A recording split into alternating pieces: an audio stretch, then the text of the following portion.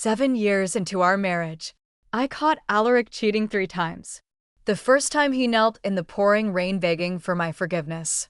The second time, he roped my parents into a dramatic scene, trying to stop me from divorcing him. The third time, he just gave up. A dismissive smile playing on his lips. Go find your own fun. Then happy now? Happy. Absolutely thrilled. It wasn't until I actually tried it that I finally understood him. The taste of youth and freshness was truly intoxicating. But then Alaric regretted it. My 29th birthday, the spacious house felt empty. Just me. Alaric, who'd promised to rush back and celebrate with me, said the text 2 minutes ago. Got held up. Can't make it. We'll make it up to you tomorrow. Almost immediately, his secretary, Bethany, posted something on her social media feed clearly meant for my eyes. A luxury hotel hundreds of floors up overlooking the entire city. In the bathtub by the floor-to-ceiling window. 2 hands with foamy suds were intertwined. The intimate scene spoke volumes. The faint mark where his wedding band used to be hadn't quite faded. I recognized Alaric's hand instantly. The pathetic irony was I felt nothing. This wasn't his first time after all. The post vanished quickly. Bethany added another update. Oop, posted the wrong thing. Boss is going to kill me. I switched off my phone. My heart was numb, but my body felt chillingly cold, urging me to find some warmth. I drove to my parents' house. Standing at their front door, I raised my hand to knock, but it felt tethered by an invisible rope, unable to move. So I stood there for a few minutes, rooted to the spot. Inside, I heard hushed voices. My younger brother, Finn. Mom, Dad, isn't it Willow's birthday today? My mother paused, thinking, tomorrow's your birthday, so. Oh yes, today must be hers. Should we call her? She scoffed. Call her for what? We'll just celebrate hers with yours tomorrow. We always do it that way. She's used to it. My father chimed in. Alaric's probably with her. My mother's voice suddenly sharpened. With her for what? Alaric's on a business trip. I bet it's just an excuse not to come home to her. She always has that long face like someone owes her $1 million. Whose fault is it if she can't keep a man's heart? Besides, Alaric is a big shot now. What big shot doesn't fool around? She's making a big deal out of nothing. He hasn't abandoned his devoted wife.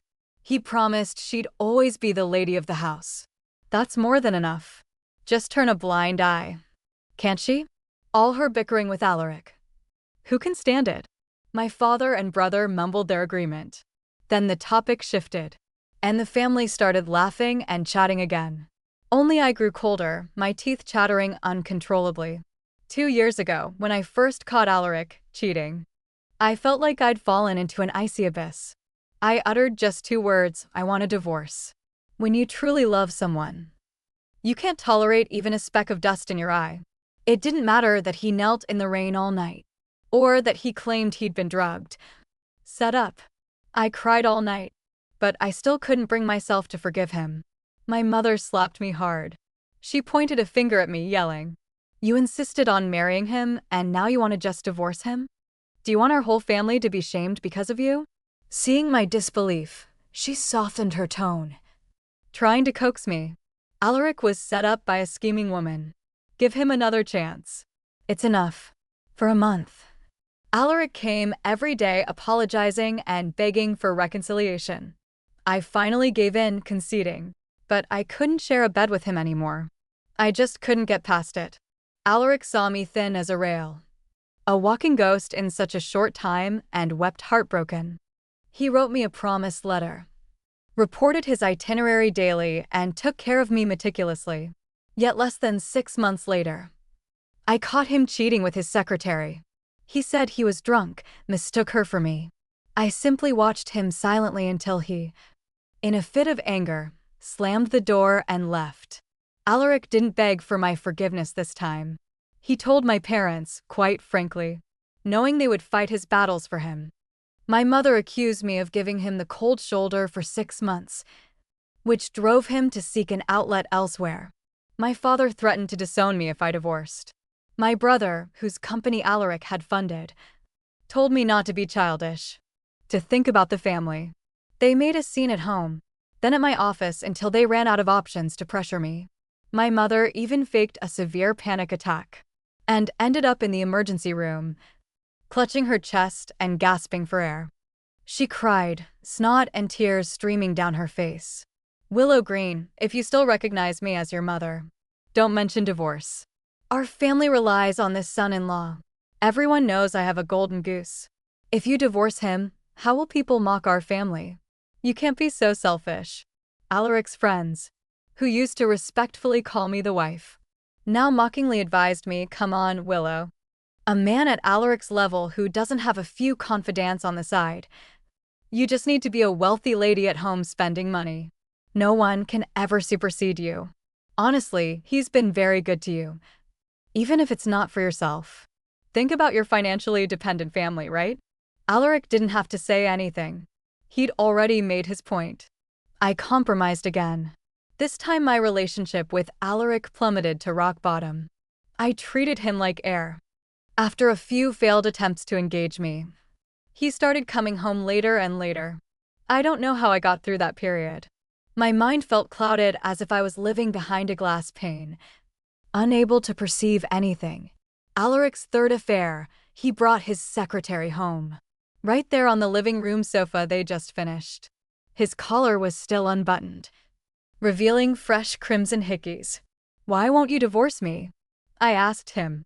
He lit a cigarette, speech softened by the haze, and sighed with a weary helplessness. Willow, we're at this age. Don't be so naive. Even if I agree to a divorce, your parents won't. I'm doing this for your own good. They say the first thing a blind man does when he regains his sight is discard his cane. I haven't. Even if I don't need it, I'll keep it safe so you can continue to be my wealthy wife. We may not have love, but we have family ties. I actually laughed. Are you finally admit you don't love me? Alaric looked at me for a long time, his thin lips curving into a playful smirk. Yes, I have to admit. Even the strongest feelings fade with time. Now when I see your tears, I feel nothing, just annoyance. What stage comes after utter despair? I had no idea. After leaving that place I once called home, I encountered a drunk man trying to grope me. He chuckled, staggering closer. Hey there, beautiful. Where are you? Off to let old Mike give you a ride reached out to grab me. My unfocused gaze settled on him and a raw, uncontrollable urge for destruction welled up inside me. Burn. Let it all burn to the ground. Everything needs to end. In his terrified eyes, I let out a hollow, manic laugh and pulled out a small pocket knife I kept for safety. For a while, I'd felt a strong sense of dread about everything around me, always fearing someone would harm me. So carrying a defensive tool gave me a sliver of safety. What the hell? Are you crazy? What kind of lunatic are you? His eyes instantly cleared and he bolted. I chased him frantically, hurling the most vicious insults I could muster. My heels broke, so I ran barefoot. I chased him until my feet were raw and bleeding, until he vanished from sight. I smashed my phone, everything I could smash. It wasn't enough. Still not enough. I desperately wanted to release the destructive fury, turning in my chest. Let it all just fall apart. Everything needs to crash and burn. Adrenaline surged, propelling my limbs aimlessly. I don't know how long I walked, until I heard the sound of the ocean waves. Sat on the rocks all night until the sun peeked over the horizon. When calm finally settled, I thought for a long time. My husband was ever my family was no longer my family. I had nothing left. Everything most important in my life had crumbled, and yet a strange sense of peace bloomed. Within me, no expectations, no hope, no anger. What corresponded to that absolute freedom? So, what if the sky fell? Could it get any worse than this? If you can't beat them, join them. If you're seen as an outcast, blend in. I felt like I heard my soul shattering, placed by a lightness in my body. The dazzling sunrise bathed me. I clearly sensed something breaking and reforming within me. All emotions peeling away. Everything became irrelevant. When I opened the front door, Alaric and Bethany were flirting on the living room sofa. The housekeeper who had pushed me inside looked a bit awkward. "Sir, madam is back." Alaric glanced over a nonchalant flick of his eyes, then froze. "What happened to your leg?" I looked down, as if noticing for the first time. My left foot was bare, the skin raw and bleeding. Dried blood crusted between my toes. My right heel was broken at an awkward angle. "Oh," I said, my voice sounding distant even to my own ears. "I went for a walk." Bethany pulled away from Alaric, her eyes widening at the sight of me. "Willow, you look terrible." She smoothed her dress, suddenly self-conscious. Should I call a doctor?" Alaric stood up, his expression shifting from annoyance to something I couldn't quite read. "Willow, what the hell happened to you?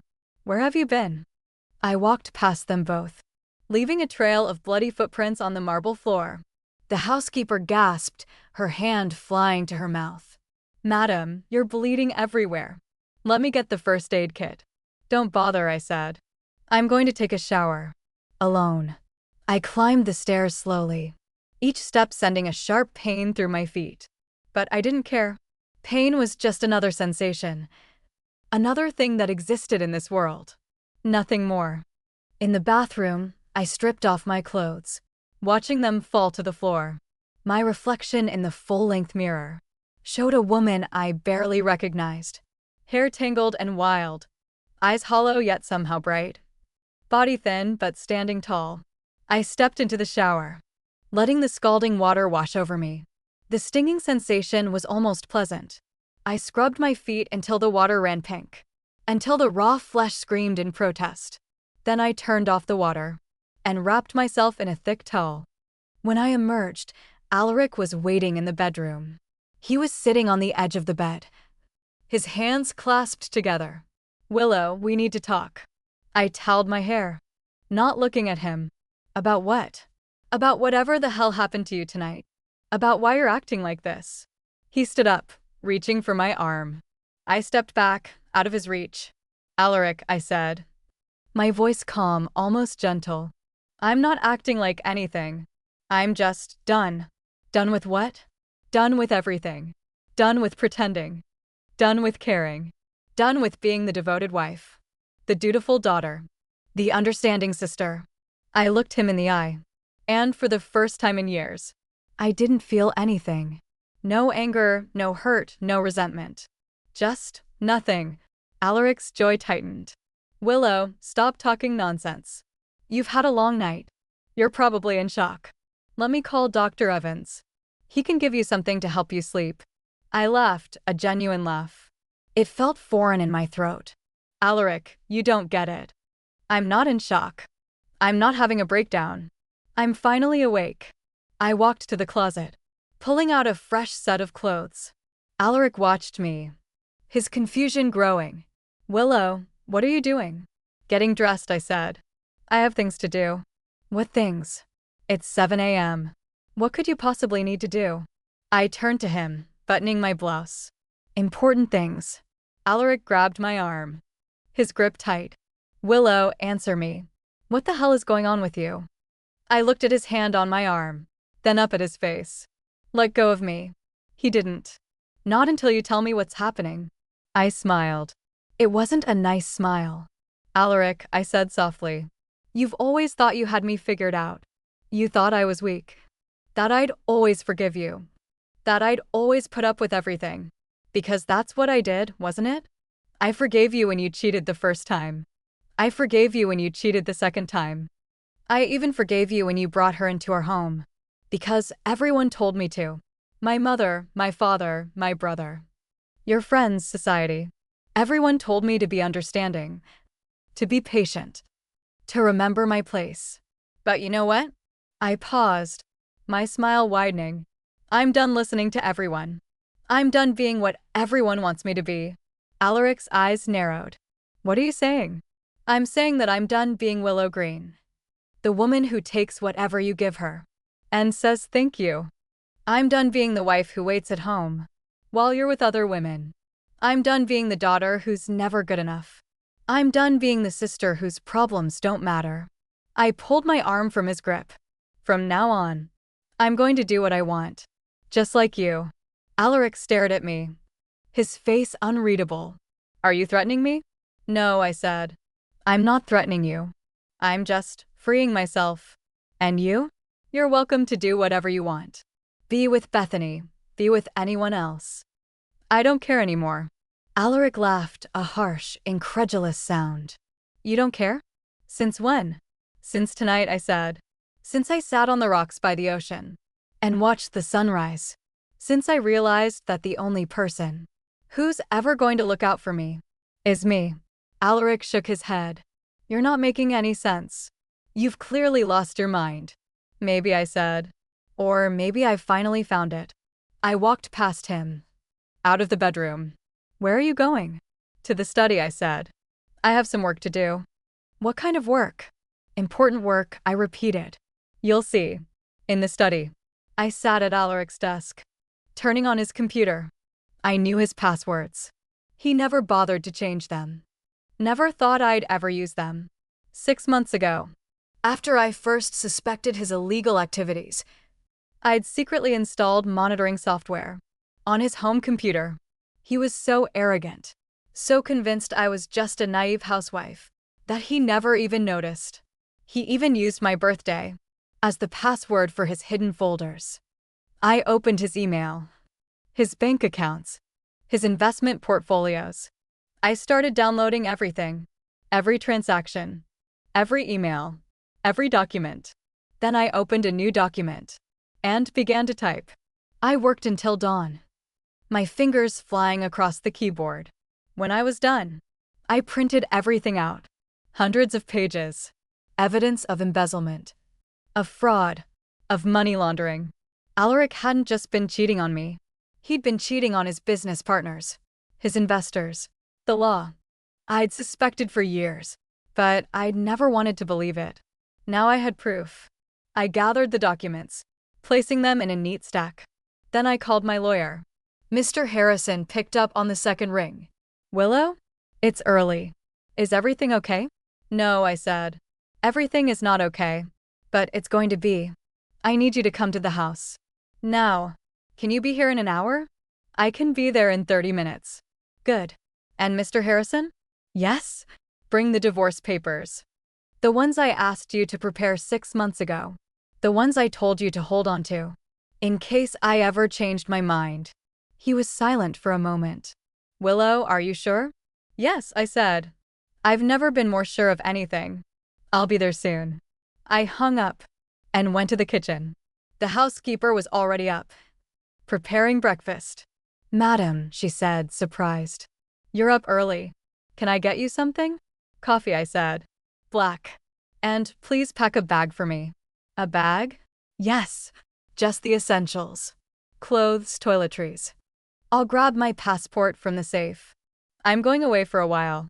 The housekeeper's eyes widened. Going away? Where? I smiled. Somewhere far away. Somewhere where no one knows me. Somewhere where I can start over. But what about Mr. Alaric? What about your birthday? My birthday was yesterday, I said. And as for Alaric, I paused, thinking. Tell him I've gone to stay with friends. Tell him I'll be back, eventually. The housekeeper looked uncertain. I don't know if I should lie to him, madam. You're not lying, I said. I am going to stay with friends. New friends. Friends who will actually care about me. The housekeeper nodded slowly. I understand, madam. I'll pack your bag. Thank you, I said. And Maria? Yes, madam. Thank you for everything. For taking care of me all these years. The housekeeper's eyes softened. You're welcome, madam. I've always liked you. You deserve better than this. I know, I said. Now I'm going to get it. Mr. Harrison arrived exactly 30 minutes later. He was a tall man in his 50s, with kind eyes and a no-nonsense demeanor.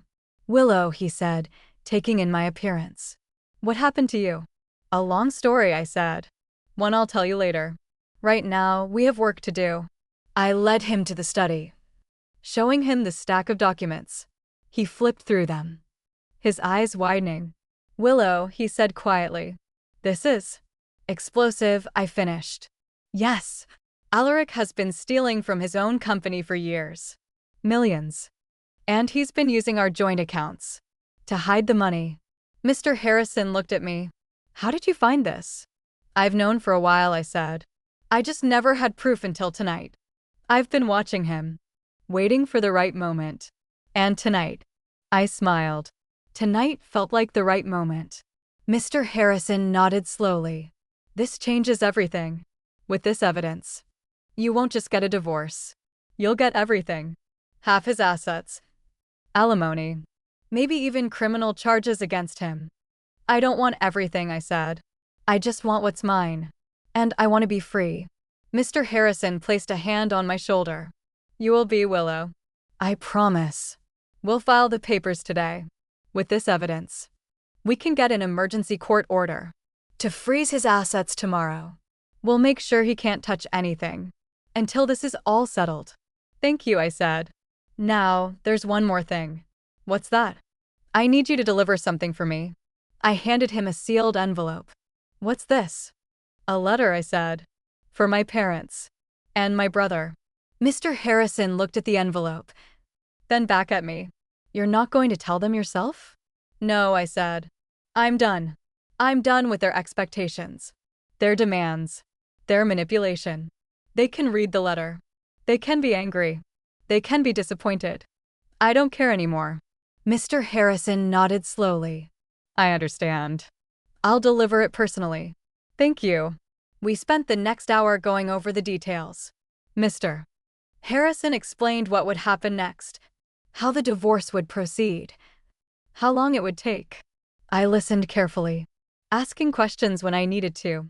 When we were done, I signed the papers. My hand was steady, my signature clear and firm. Willow Green. The name felt different now, like it belonged to someone else, someone I used to be. I packed the documents into my bag, along with the clothes Maria had prepared. I also grabbed my passport from the safe, tucking it safely inside. Then I walked to the front door. Alaric was there, blocking my way. Where are you going? He demanded. With that bag? And why is Mr. Harrison here? I looked at him. Really looked at him. For the last time. I'm leaving, Alaric. Leaving? For how long? Forever, I said. Alaric laughed. Don't be ridiculous. You're not going anywhere. You're my wife. You belong here. I shook my head. No, Alaric. I don't belong to anyone anymore. I'm done being your wife. I'm done being part of this life. I'm done with you. Alaric's face darkened. You can't leave me. What about the company? What about your parents? What about your brother? They all depend on us. On me. And on you being my wife. I smiled. That's your problem now, Alaric. Not mine. I tried to step past him, but he grabbed my arm again. You're not going anywhere, Willow. You hear me? You're not leaving this house. Mr. Harrison stepped forward. Mr. Green, I suggest you let her go. Alaric turned to him. Stay out of this, Harrison. This is between me and my wife. Not anymore, Mr. Harrison said. Mrs. Green is my client. And she's leaving. Alaric's eyes narrowed. What did you call her? Mrs. Green. That's her name. That's who she is. Alaric looked back at me, his expression a mix of anger and confusion. What's going on, Willow? What have you done? I pulled my arm from his grip. I've done what I should have done years ago, I said. I've freed myself. I handed him a single sheet of paper. Divorce papers, I said. Sign them. Alaric stared at the paper, his hands shaking. You're divorcing me? Yes. But why? Because I can, I said. Because I deserve better. Because I'm done. Alaric's face twisted. You can't do this to me. I won't let you. I'll fight you. I'll take everything from you. I'll make sure you never see a penny. You already did that, I said. You took everything from me years ago. My trust, my love, my dignity. You took it all. So now I'm taking back what's left. Me. I walked past him. Out the front door. Maria was waiting with my bag. Goodbye, madam, she said. Goodbye, Maria. Take care of yourself. I'll try. I got into Mr. Harrison's car, and we drove away. I didn't look back. I didn't look at the house, where I'd spent 7 years of my life. I didn't look at the man, who'd broken my heart over and over again. I just looked forward, at the road ahead, at the future. Mr. Harrison drove in silence for a while. Then he spoke. Where to, Willow? I thought for a moment. I didn't have a plan. I didn't have a destination. I just had freedom. To the airport, I said. Which airport? Any airport. I'll figure out the rest when I get there. Mr. Harrison nodded. Okay. And after that? After that, I said. I start over. I find out who I am. When I'm not someone's wife, someone's daughter, someone's sister. When I'm just me. Mr. Harrison smiled. Sounds like a plan. We drove to the airport in silence. I watched the city pass by through the window, feeling lighter with each mile. When we arrived, Mr. Harrison helped me with my bag. I'll keep in touch, he said. I'll handle everything with the divorce. With Alaric. With your family. You don't have to worry about anything. Thank you, I said. For everything. You've been a good friend, Mr. Harrison. He smiled. Call me Thomas. We're past formalities now, aren't we? Yes, I said. Thomas. Good luck, Willow. I don't think you'll need it. I think you're going to be just fine. I hope so, I said. I walked into the airport. My bag in my hand. My heart light. I stood in front of the departure board, watching the destinations flicker by. London, Paris, Tokyo, Sydney. So many places to go. So many possibilities. I closed my eyes for a moment, thinking. Then I opened them and walked to the ticket counter. One ticket to Paris, please. One way. The agent smiled. Paris, lovely choice. When would you like to leave? The next flight, I said. As soon as possible. The agent typed on her computer. I have a flight leaving in 2 hours. Would that work? Perfect, I said. I paid for the ticket. My hands steady. Then I walked to security, leaving my old life behind. As I waited for my flight, I pulled out my phone. I'd bought a new one at the airport. A fresh start in every way. I opened a blank document and began to write. Not a letter to anyone. Not a goodbye note. Just words for myself. Words about who I was. Who I wanted to be. I wrote until they called my flight. Then I boarded the plane. Found my seat. And watched as the city disappeared beneath me. The city where I'd been born. Where I'd grown up. Where I'd suffered for so long. Now it was just a place on a map. Somewhere I used to live. Somewhere I used to be. I closed my eyes, feeling the plane lift into the sky. For the first time in 7 years, I was flying. Not falling. Not trapped. Flying. And somewhere below me, Alaric was waking up to an empty house. My parents were waking up to a letter. That would change everything. My brother was waking up to a world where his golden goose was gone. And I was waking up to a life that was finally mine.